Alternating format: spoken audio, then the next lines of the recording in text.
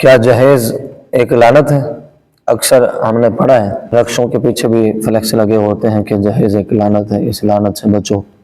دکانوں پہ لگے ہوئے ہوتے ہیں، مختلف لوگوں نے فلیکس لگا دیے، اشتہار لگا دیے۔ کیا واقعی جہیز ایک لعنت ہے؟ آئیے اس حوالے سے دیکھتے ہیں۔ سب سے پہلی بات تو یہ ہے کہ کیا اسلام نے جہیز کا ہمیں کنسپٹ دیا ہے؟ اکثر کہا جاتا ہے کہ سیدہ فاطمہ الزہرا رضی اللہ تعالی عنہا کو حضور علیہ السلام نے جہیز دیا۔ اب اس حقیقت کو بھی دیکھتے ہیں کہ حضور علیہ السلام نے سیدہ فاطمہ الزہرا کو جو جہیز دیا وہ کیوں دیا اور کیا وہ جہیز تھا۔ یاد رکھیں، جہیز دو طرح کے ہیں، ایک ہوتا ہے ضرورت کی چیز کو پورا کرنا، اور دوسرے قسم کا جہیز وہ ہوتا ہے کہ جو ہمارے عرف اور عام رواج ہے۔ جہاں تک بات ہے سیدہ فاطمہ الزہرا رضی اللہ تعالی عنہا کے جہیز کی، یاد رکھیں یہ کوئی رسم جہیز کی نہیں تھی جو حضور علیہ السلام نے اپنی بیٹی سیدہ فاطمہ الزہرا کو جہیز دیا۔ اہل عرب کے اندر تو یہ رسم ہی نہیں تھی جہیز کی، پھر ہمارے ہاں لوگوں نے یہ دلیل بنا لی ہے کہ سیدہ فاطمہ الزہرا رضی اللہ تعالی عنہا کو حضور علیہ السلام نے جہیز دیا۔ اب یاد رکھیں وہ حقیقت میں جہیز نہیں تھا۔ اگر جہیز سیدہ فاطمہ الزہرا کو دیا تو حضور کی بقیہ بھی تو 3 اور صاحبزادیاں تھیں، حضور علیہ السلام نے پھر ان کو کیوں نہ دیا؟ اگر ایک بیٹی کو دیا اور بقیہ بیٹیوں کو نہ دیا تو پھر یہ ناانصافی، جو کہ یہ نبوت میں عیب ہے، اور حضور علیہ السلام کی ذات اقدس سے ایسا تو ممکن ہی نہیں ہے۔ اب سوال یہ پیدا ہوتا ہے کہ سیدہ فاطمہ الزہرا رضی اللہ تعالی عنہا کو حضور علیہ السلام نے یہ جو سامان دیا، جس کو ہم نے دلیل کے طور پر جا بجا بیان کیا اور بیان کیا بھی جاتا ہے، وہ کیا حقیقی معنوں میں یہ عرفی جہیز تھا؟ یہ کیا تھی حقیقت؟ اب یہ جو حضور علیہ السلام نے سیدہ فاطمہ الزہرا کو جو مختصر سامان دیا ہے، وہ ایک چادر دی ہے، وہ ایک مشکیزہ دیا ہے اور ایک تکیہ دیا ہے۔ اور یہ کیوں دیا؟ اس کی وجہ یہ ہے کہ حضرت علی المرتضیٰ شیر خدا کرم اللہ تعالی وجہہ الکریم چونکہ حضور علیہ السلام کی سرپرستی میں زندگی گزار رہے تھے، حضرت علی کے سرپرست تو حضور علیہ السلام خود تھے۔ اب حضرت علی المرتضیٰ رضی اللہ تعالی عنہ کی ذات مبارکہ اس وقت حالات ایسے تھے کہ آپ کچھ گھریلو سامان بھی نہیں خرید سکتے تھے، آپ کے پاس تو ظاہری طور پر حق مہر دینے کے لیے بھی نقدی کیش وغیرہ نہ تھا۔ تو یہ اس سرپرستی کی وجہ سے حضرت علی المرتضیٰ کے ہاں کچھ سامان نہیں تھا ضرورت کا۔ یہ جو ضرورت کی چیزیں تھیں، چادر، تکیہ اور مشکیزہ وغیرہ، یہ ضروریات زندگی میں سے ہیں، یہ گھر میں بھی نہیں تھی۔ تو اس لیے اس سرپرستی کا حق ادا کرتے ہوئے حضور علیہ السلام نے اپنی بیٹی کو وہ ضرورت کا سامان دیا جو اس گھر میں ضرورت تھی۔ اب حضرت علی المرتضیٰ کے چونکہ حضور سرپرست تھے، اس وجہ سے بھی دیا حضور علیہ السلام نے۔ بقیہ جتنا بیٹیاں ہیں وہاں نہیں۔ اور اسی طرح آگے دیکھیں، حضور علیہ السلام نے جتنے شادیاں کی ہیں، آپ کی شادیوں میں آپ کے ازواج مطہرات میں سے کسی کا ذکر نہیں آتا کہ وہ جہیز لے کے آئی ہوں۔ حالانکہ کچھ ایسی بھی ازواج تھیں حضور علیہ السلام کی جو مالدار تھیں، وہ بہت کچھ لا سکتی تھی، مگر ایسا نہیں ہے، کیونکہ اہل عرب کے ہاں تو یہ رواج بھی نہیں تھا، اس چیز کا تصور ہی نہیں تھا۔ آگے دیکھیے صحابہ کرام علیہ رضوان کی زندگی کی طرف، کیا صحابہ کرام علیہ رضوان نے جو شادیاں کی ہیں، کیا ان میں جہیز کا کوئی تصور ہمیں ملتا ہے؟ نہیں ملتا۔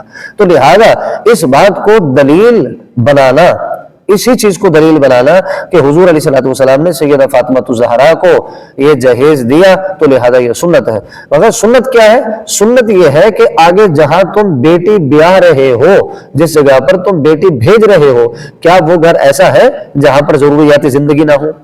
کیا وہ گھر ایسا ہے جہاں پر کھانے کے لیے برتن بھی نہ ہو، پہننے کو بستر نہ ہو، سونے کے لیے چارپائی نہ ہو؟ کیا آپ جس گھر میں بیٹی کو بھیج رہے ہیں، کیا وہ گھر ایسا ہے؟ اگر تو ایسا ہے تو پھر حضور علیہ السلام کی یہ سنت قرار پائے گی۔ اگر اگلا گھر بھی بھرا ہوا ہے، آگے ضروریات زندگی کی ساری اشیاء موجود ہے، تو پھر اس کو اس کنسپٹ میں لے جانا، اس کو یہ سنت قرار دینا اور عرفی قرار دینا اور اس کو رواج میں لے آنا، تو یہ بات شریعت کے عین خلاف ہے۔ اب جو دوسری بات ہے وہ یہ ہے کہ کیا جہیز کو لعنت قرار دیا جا سکتا ہے؟ قطعی طور پر نہیں دیا جا سکتا۔ لعنت کا جو معنی ہے وہ ہے رحمت خدا سے محرومی کا نام لعنت ہے۔ اب یہ جو جہیز ہوتا ہے ہمارے عرف میں جو رواج ہے، اس میں والدین حقیقت میں اپنی بیٹی کو جو کچھ دیتے ہیں بطور تحفہ کے دیتے ہیں کہ ہماری بیٹی جا رہی ہے تو ہم نے اپنی بیٹی کو یہ بھی تحفہ دینا ہے، یہ بھی تحفہ دینا ہے، یہ بھی تحفہ دینا ہے، یہ بھی تحفہ، یہ ایک تحفہ ہے۔ تو تحفہ لینا اور دینا یہ تو سنت ہے، حضور علیہ الصلوۃ والسلام نے تحفے دیے بھی ہیں اور تحفے لیے بھی ہیں۔ تو یہ اگر تحفے میں آ جائے تو پھر اس کو لعنت نہیں قرار دیں گے۔ اور عمومی طور پر نیت جو ہوتی ہے وہ گفٹ کی ہوتی ہے، چاہے جا کے ظاہری طور پر جہیز کا نام دیا جاتا ہے مگر ماں باپ کی طرف سے ایک تحفہ ہوتا ہے، تو اس کو لعنت قرار دے دینا یہ شرعی اعتبار سے بالکل غلط ہے، اس کو لعنت نہیں کہنا چاہیے۔ دوسرا یہ ہے کہ ممکن ہے وہ بیٹی جو جا رہی ہے وہ اپنے ہی پیسوں سے، اپنی ہی ملکیت سے سامان لے کے جا رہی ہو، تو جو بیٹی اپنے گھر کو جا رہی ہے اپنے ہی پیسوں سے ساری چیزیں خرید کے جا رہی ہے، اس کے لیے تو جائز ہے، بالکل ٹھیک ہے۔ اور اکثر یہ بھی دیکھنے میں آیا ہے کہ لڑکے والے پیسے دیتے ہیں لڑکی والوں کو کہ یہ ہماری طرف سے جہیز کے پیسے لے لو اور یہ سامان خرید لو جو آپ مناسب سمجھتے ہیں، تو وہ پیسہ لڑکے والوں کا ہوتا ہے، بس خریداری جو ہے وہ لڑکی والے کر رہے ہوتے ہیں۔ تو اب ہم اس کو نام دے دیں لعنت کا تو یہ بالکل ناانصافی ہے اور غلط بات ہے۔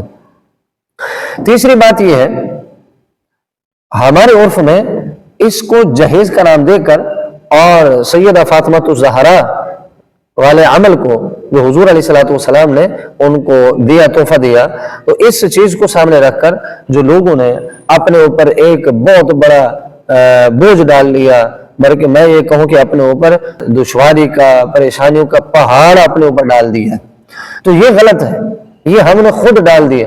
اسی وجہ سے ہمارے معاشرے میں بیٹیاں جوان کیا بڑھاپے کی طرف ان کا سفر جاری ہو چکا ہے، مگر شادی نہ کرنے کی یا نہ ہونے کی وجہ کیا ہے کہ جی وہ غریب ہے، جی ہم غریب ہیں، ہم جہیز نہیں دے سکتے، جو بھی آتے ہیں رشتہ دیکھنے کے لیے وہ واپس چلے جاتے ہیں۔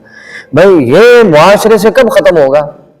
اس چیز کو ہم نے ختم کرنا ہے کہ جہیز کی وجہ سے، مال و دولت کی وجہ سے رشتہ نہ کرنا ہے نہ دینا ہے۔ رشتہ جب بھی کریں، جب بھی لیں یا دیں، یاد رکھیں اسلام کو پرائرٹی دینی ہے، اس کے ایمان کو دیکھنا ہے، اس کے اخلاق کو دیکھنا ہے۔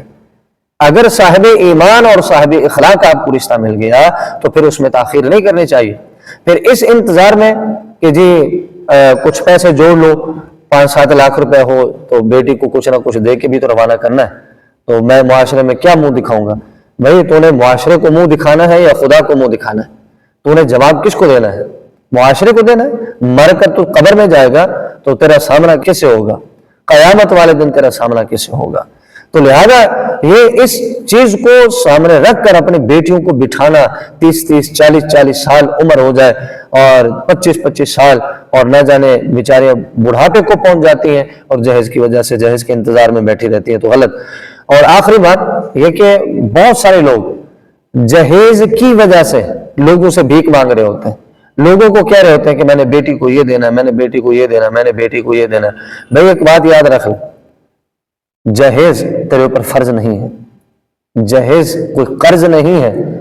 قرض اتارنے کے لیے کسی سے سوال کیا جا سکتا ہے، قرض کا بوجھ اتارنے کے لیے کسی سے سوال کیا جا سکتا ہے، بغیر عذر شرعی کے سوال کرنے کی شرع اجازت بالکل نہیں ہے۔ حضور علیہ الصلوۃ والسلام نے ارشاد فرمایا، جس کا مفہوم ہے، آپ نے فرمایا کہ جو بغیر کسی وجہ کے لوگوں سے سوال کرتا پھرے اللہ تعالیٰ اس کے لیے محتاجی کے دروازے کھول دیتا ہے۔ بھائی تم نے بغیر کسی عذر شرعی کے، نہ تیرے اوپر فرض ہے نہ تیرے اوپر کوئی قرض ہے، زبردستی کا ہم نے بوجھ بنا لیا اور اس کے لیے ہم لوگوں سے سوال کرتے پھر رہے ہوتے ہیں، لوگوں سے مانگتے پھر رہے ہوتے ہیں، تو اس وقت بتائیے کیا حال ہوگا؟ پھر حضور نے فرمایا کہ اس نے اپنے لیے محتاجی کا دروازہ کھول لیا۔ تو پھر آپ نے اپنے گھر میں سکون نہیں لائے، ظاہری طور پر تو آپ نے سامان لے لیا مگر حقیقت میں آپ نے اپنے لیے محتاجی کا دروازہ کھول لیا۔